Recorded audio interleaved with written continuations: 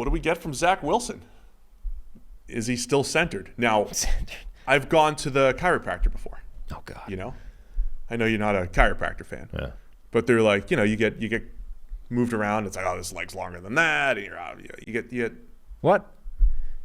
That's how they get you, right? They're like, oh, this leg's a little bit longer. Let me, you're off center. Basically, they're saying you're off center.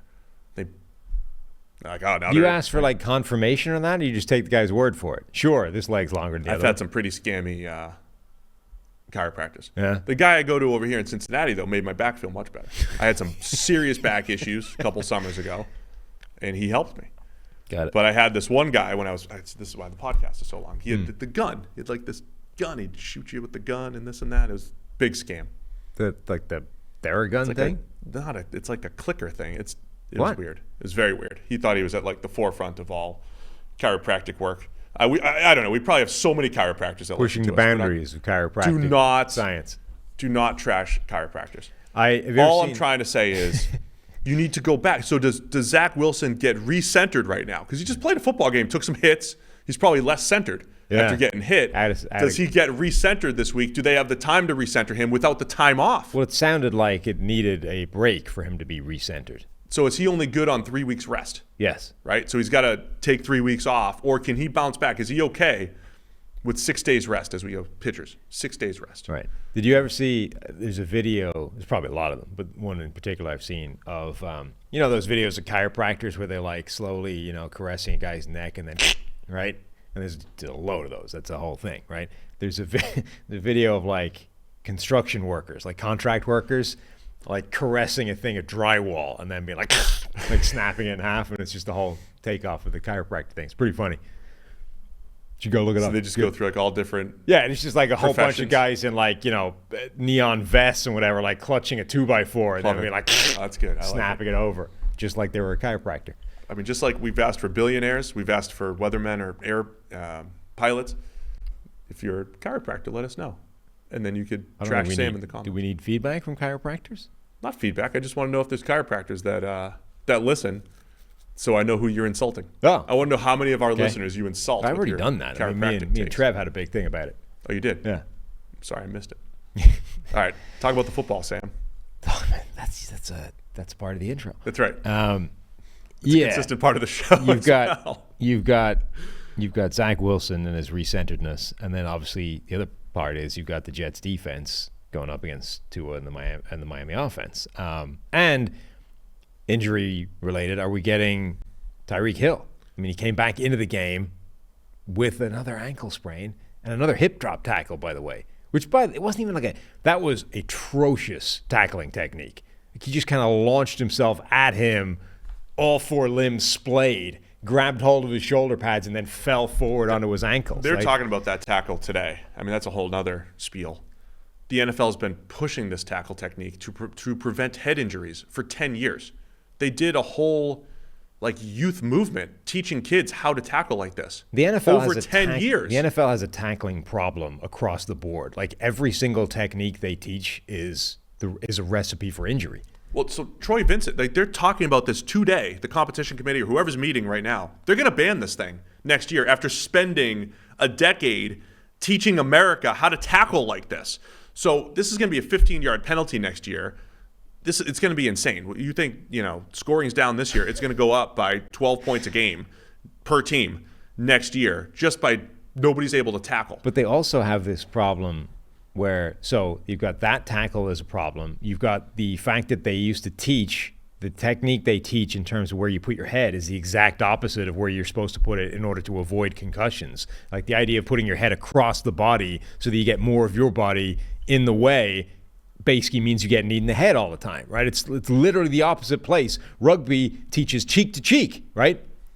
This cheek against this cheek. Ass cheek to cheek to stop your head getting run over by a dude's hips or knees, right?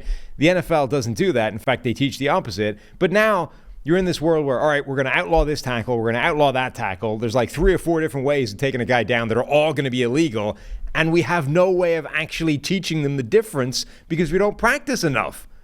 So you can't do what you do in other sports and we need to change everybody's tackling technique because you don't have the practice time anymore. You should be on the competition committee. 100%. And one other thing, how does Tyreek Hill have what seems to be like a season-ending injury every single week? Yeah. Every single week. I had made this comment about Mike Evans recently. He's been better. But Mike Evans would always come up like limping or something. Like Tyreek really does this every week, and everybody's like, "Oh no, he blew a hamstring." And it's like, no, he's back in 10 But points. this was another one that was supposed to be like a high ankle injury. They tape him up, and he's like, "This really hurts." And then apparently a text from his wife or fiance or whatever it was like, "Get the hell back out there!" And he runs out and like immediately looks like Tyreek Hill again. It's like, what the hell? Have the last 10 years of high ankle sprains just been people being, too like cowardly to just get on the field and play through it? Soft. The old days they were soft. Now Apparently. the young players are playing through it. Maybe it's the advances in tape technique that have just allowed the high ankle sprain and now just be a pain threshold thing. Anyway, last time they played, we saw a pick 6 on a Hail Mary. Well, we saw the Tim Boyle game, yeah. Tim Boyle game. The Jets defense against the Miami offense. It is a great battle. We did see the value of Tyreek Hill when he's not healthy or not on the field. Yeah. Things do completely change. It's different. I know the Tua people. They're coming off of Reddit for a little bit here to show up and give me some on-off splits for Tua with and without Tyreek Hill. I know the stats are still good this year. They are, but there is a noticeable difference when you don't have Tyreek Hill, because even like he gets out there and runs a deep out, and all of a sudden Tua's precision. There is something to. Not only do they get open better, like good receivers get open more, they also kind of like induce the quarterback to make better throws. It is crazy how it works. I looked this up at one point, like Tom Brady's big-time throw rate throwing to Gronk, or Ben Roethlisberger throwing to Antonio Brown. They seem to make better tight window throws too to those guys because of the confidence or whatever it might be. It does change everything when Tua is out there and healthy, and especially against this Jets defense. I also I can't imagine what the difference in timing is like when you go from Tyreek Hill to human. That's true too. It's like Tyreek Hill calibration, right? He runs a 15-yard dig, right? The difference that you have in either when you need to release the ball or where you need to aim that ball when it's Tyreek Hill versus just a normal fast person must be insane. It's a really good point, right? Because with Tua's quick release, you're literally making him work quicker because he's got to get rid of it quicker because of Tyreek Hill. It is also fascinating that the Chiefs kind of did the opposite. They didn't run a whole lot of timing routes with Tyreek other than from the slot. It was more like run fast down the field, get open, and then Mahomes will throw it behind everybody. Right. Anyway, should be a great game. I've highlighted the Jets' coverage in the middle of the field in particular. Love their corners, but the middle of the field defense for the Jets has been outstanding relative to the rest of the league this year. That's where Miami likes to attack. On the other side, I don't know which. Are you buying into Zach Wilson coming off the best game of his career and doing it again? No, I mean only insofar as Zach Wilson should be better than Tim Boyle was against the Dolphins. That's the extent to my buy-in of Zach Wilson. So you taking the Jets? Yes. I'll also take the Jets. I hate it, but I'm taking them. It's 8.5 points. A lot of points for a defense. This is the Dolphins fans were in the comments the other day, and they said last week you said too many points for the Dolphins, and they covered it against Washington. Yeah. And then last week we said too many points against the Titans. Titans won it. The Dolphins are also coming off a heartbreaker. Also, they covered it with 3 minutes to go. I know. They lost the game. So for the third straight week, I'm saying too many points for the Dolphins. I'll Yeah. take the Jets, in part because of the injuries. I think the Dolphins will win, though.